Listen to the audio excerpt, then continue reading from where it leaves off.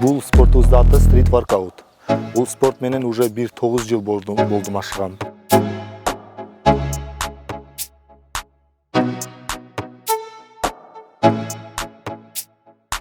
Бул элементти аты передний вис. Ушул элементке мен где-то 8 ай иштедим. Бул мен воркаутта эң жаккан элементим ошо передний вис.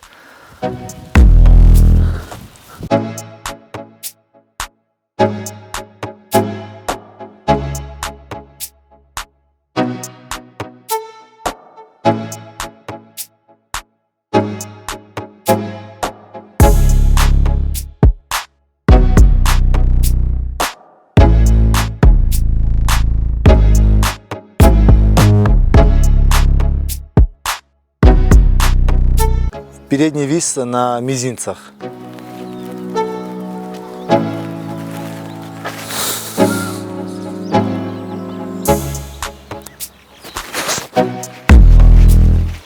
Азыр выход силовой на 2 пальцах.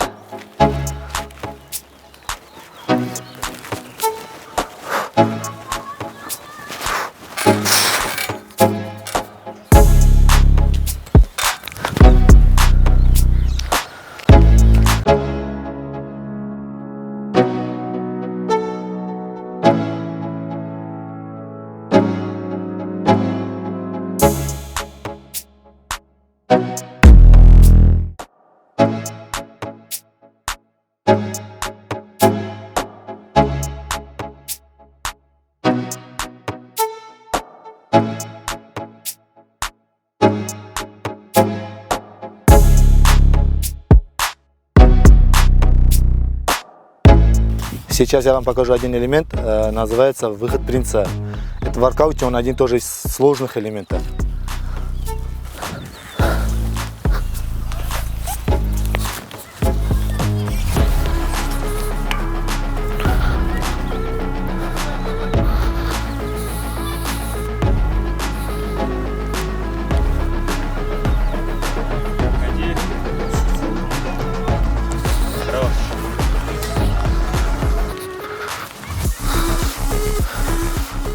Бул бизде воркаутта эң сложный элемент, один из сложных, короче. Бул спортубуздун аты стрит воркаут. Бул спорт менен уже 9 жыл болдум ашыгам. Анан бизде стрит воркаутта статика бар, динамика бар. Динамика бул обороттор, а статика бул баланстар. Мисалы азыр элементтерди жасадык го, ошол статический элементтер стойка деген аттары бар, передний вис, ласточка деген бар, планштар бар. Мисалы мына балдарым азыр кылган элементтердин аты 360, там X-вылетер, лачгейнер деген элементтер бар. Ушул спорт менен уже 2014-жылда баштап мен машыгам. Анан уже командамда где-то 20 бала болчу. Көбү кетип калды. Анан азыр 3-өбүз калганыбыз ошол жердечи. И постоянно бир неделяда 4 күн, 5 күн тренировка кылып атабыз. Кечки мал, саат 6-ларда баштап, саат 8-9-га чейин тренировкаларыбыз болот. 3 саатка созулат. Ооба. Эң биринчи бизде разминкада башталат. Разминканы 1,5 саат кылабыз.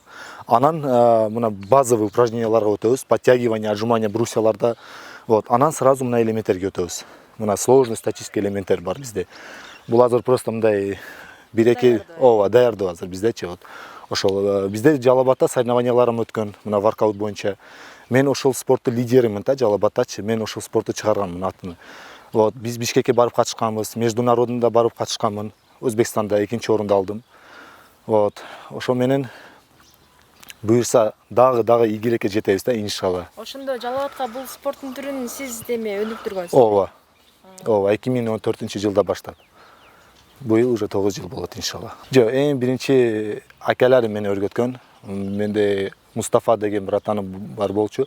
Азыр ал кикбокска барат. Вот, Шахзат братаным, Мустафа акалар, алар мени ушул спортко алып келген. Аларга чоң рахмат. Вот, азыр алар жардам берет мага ушул спорт боюнча бир ошибка кылсам. Вот, анан өзүм кызып калдым да ушул спорткачы. Башталдым менде ошол элементтер, интернетте карадым, ошол Америкада балдар кылган элементтерди мен деле жасай баштадым да ошо. Бир өзүм уже 3 жыл бир өзүм тренировка кылдым. Анан 2017-жылда балдар пайда болуп калды команда. Ошолор менен тренировка чогуу баштаганбызда уже чисто элементтерге иштеп калдык. Ооба, кыйынчылык болот, конечно, бул спортта травмалар сөзсүз болот. Травма, там мына жыглас бул спортта обязательно булар болот ушул спортта. Но, как говорится, никогда не надо сдаваться. Только алдыга караш керек. Балдар келип калды деп атпайсызбы? Алар ошо өздөрүнүн кызыгуусу менен же өзүңүз тарттыңызбы же кандай? Жо, алар өзү кызыгуу менен келип калышты ошо. Анан азыр көбү мына Москваларда катышат. Көбү азыр Бишкекте окуп, иштеп тренировка кылышат. Вот. Алар Жалал Абадка келгенде обязательно сөзсүз дагы чогуу тренировка кылабыз постоянно. И иншалла менде азыр мындай цель бар, иншалла мына спортточу бир зал ачылып коюп, иншалла ошол жерде балдар менен тренировка кылып, ошо типа тренер болот эдим да. Максатыңыз ошол болот экен. Ооба, иншалла. Булар кимдер? Булар менин шагирттерим, учениктерим. Кайсыл жактан келип, анан ушул жакка келип машык? Биз обычно Курманбек стадионунда тренировка кылабыз. Бизде Радбек Саратбаев деген зал бар ошол жерде. Сыртта турниктер бар, ошол жакта тренировка кылабыз. Анан Курманбек стадионунда тренировка кылабыз. В основном бизде ошол жерде болот. Бизде маттар жок, мисалы, чтоб азыр көп нерселерди көрсөтөт элек да, бизде просто мат жок да биздечи. Ошол үчүн биз аз-аздан көрсөтүп атабыз азыр. Вот. Булар менен уже 2019-20 жылда баштап уже чогуу тренировка кылып атабыз бул балдар менен. Булар международныйга пока бара элек. Бишкекте булар бизде обычно соревнование Бишкекте болот. Но быйыл мына Аброр деген врачкем ошол Бишкекке барат. Ошол жерде соревнование болот, ошол жерде ал катышат. Мен быйыл 26 февралда Өзбекстанга Ташкентке барып келдик. Ошол жерде экинчи орунду алдым. Кыргызстанда 3 бала бардык. Куба деген бала, Кутман деген бала бардык ошол жака. Вот. Биз кыргызстандыктар 2-3 алдык. Вот. Биринчи орун Өзбекстан бала алды. Вот. Эми иншалла кийинкисде буюрса Россияларга цель бар, буюрса Казакстан, Россияларга цель бар буюрса. Бул спорттун түрү негизи Кыргызстанда кандай да, орду кандай? Бул кандай сизге айтсам, бул өтө мындай эми жаш спорт да булчу, эми пайда болгон да бул спорт. Кыргызстанда бул 2013-жылда пайда болду да. Бишкекте пайда болду ушул спортчу. Анан секин мына Жалал Абадка өттү, анан Ошко өттү ошол спорт. И ошол менен кетти да. Азыр уже башка региондордо ham бул спорт бар да биздечи Кыргызстанда. Иншалла азыр эң биринчи менде азыр буюрса цель бар, мына диплом алышым керек. Анан буюрса бир зал тауып, ошол жерде обязательно турник коюп, маттарды коюп и балдарга тренировка берем иншалла. Ошону пока точно эмес, аны кайсы малда болот, но харакат кылам. Башка максат байланып тур да. Иншалла, ооба.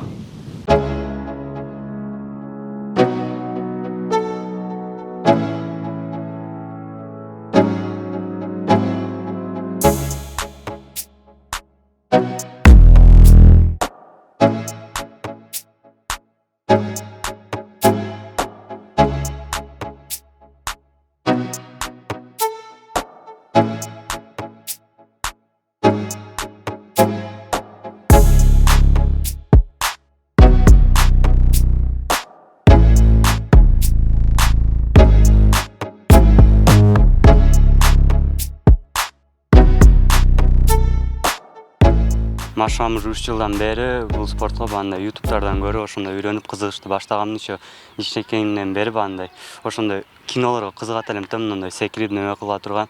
Башында баштаганда бандай паркур деген спорт менен баштап, кийин ушу менен тааныштым, братам менен кийин ошондой кылып таанышып үйрөнүп кеттик. Негизи интернеттен көргөн экенсиң да бул?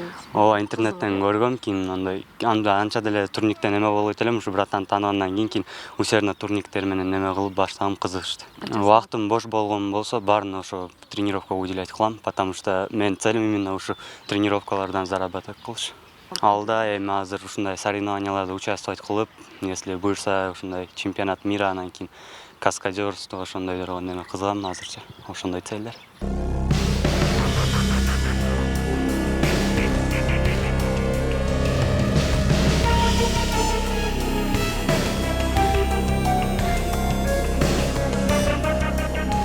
Давай.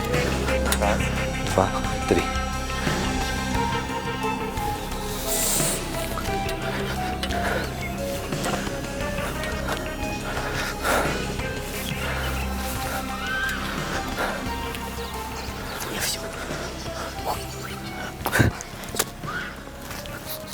У нас сейчас обзор будет это, короче, это отжимание на брусьях обратным хватом. Давай вот я тебе сейчас покажу. Мы же обычно вот так держимся, нет. Теперь надо вот так, таким образом держаться.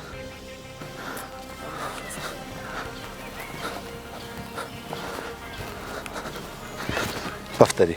Ну, можешь 5-6 штук сделать.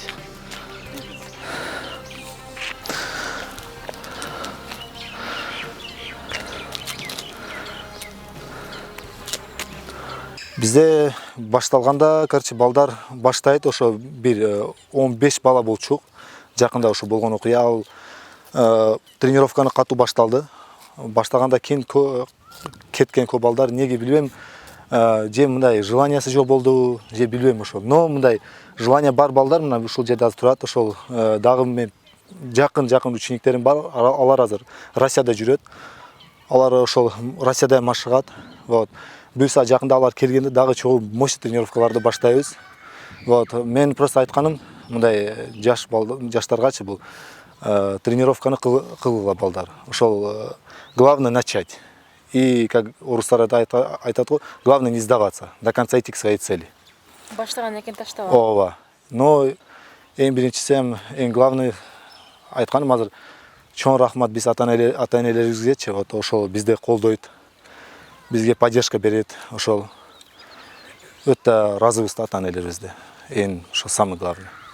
Көбү мындай типа бул спорт сал кыйыныраак да, бул спорт мындай көп мындай движениясы бар да бул спортта. Көп балдар ошол кыла албайт да ошол нерсени. Ошол үчүн көп башкалар борьбага өтөт, кикбокско өтүшөт. Вот. Чыдаган балдар деле до конца кетишет. Эми бул спортту ден соолук үчүн, эң биринчи ден соолук үчүн кылып атабыз да ошол спорттучу. Анан азыр мен учениким айтканы, вот зарабатывать эткени. Буюрса, если мисалы бул, если Кыргызстанда бул спорт алдыга кетсе, ошо уже акча тапсаң болот да бул спорттачы. А если ошол жерде болбосо, башка мамлекеттерде табат да ошол. Башка мамлекеттерде бул спорт өтө развитый спорт да. Бизде өтө мына турникте көп финтерибиз бар. Азыр бу жерде кылып ошолордо негизи бизде мат жок, шарт жок да биздечи, шарт жок. Ошол буюрса зал болсо, обязательно полный шартты ошол залга салабыз да ошол буюрса иншалла. Ошол залда уже смело матарды коебуз, батуттарды коебуз и ошолдо тренировканы баштайбыз, катуу баштайбыз иншалла. Биз азыр Нооруз паркында турабыз да. Бул жерден сырткарыда кайсыл жерлерде ушундай машыкканга болот? Анан Бизде азыр Жалал Абадта мындай эң мощный воркаут площадка азыр ушул жерде да мында. Анан МУКта бар, мектептерде бар. И биз кылган обычный жерде мына то есть мынасы Радбек Санатбаев спутникте бар ошол жерде. Но мен эң өзү биринчи баштаган жерим бул медколледж. Мен центр медколледжде баштадым да ошол. Ал мен үчүн номер 1 да ошол жайчы. Мен өзүм мына машинада иштейм, такси болуп иштейм вот. Бир аптада 5 күн сөзсүз тренировка кылам. 5-6 күн тренировка кылам, кечки мал.